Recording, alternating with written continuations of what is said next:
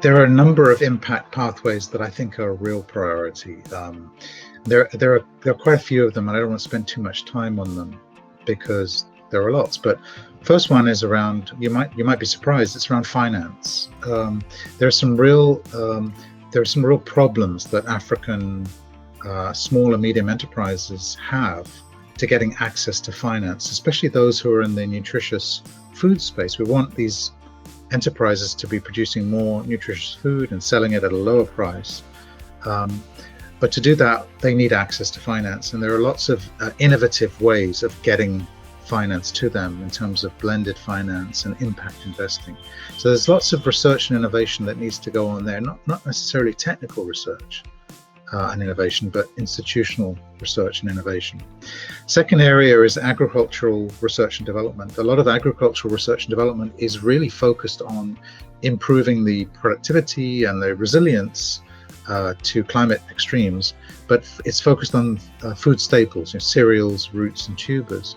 And that's important because people eat those to stave off hunger, but we also need a balanced portfolio of research and innovation to understand how to improve the productivity of fruits, vegetables, pulses, eggs, dairy, fish. These foods are very important in terms of high quality proteins and vitamins and minerals. And at the moment, too little investment is going into those types of foods. I think the third area I'd like to highlight is data. The COVID-19 put a premium on the ability to get access to information quickly, high quality information, and therefore to be able to act quickly. And I think many of us in the sector, the food sector, nutrition sector, were shocked at how lethargic and sclerotic our food systems were. We didn't have real time, even by week or by month, data on which markets are open, what are people eating, are they missing meals, what's happening to the price of eggs and fish and vegetables.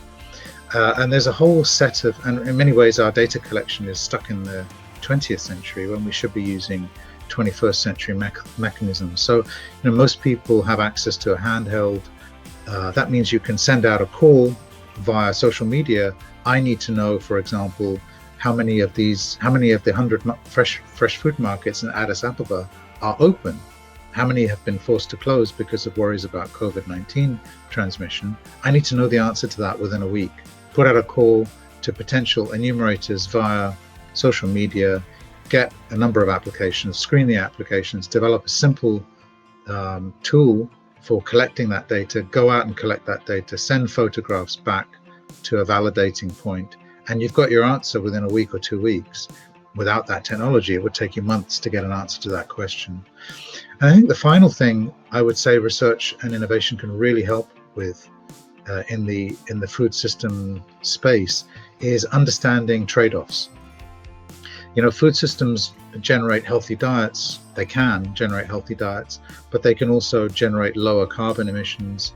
They can improve biodiversity. They can generate good livelihoods, and they can make systems more resilient to future shocks. And there will be many future shocks in the next 10 years.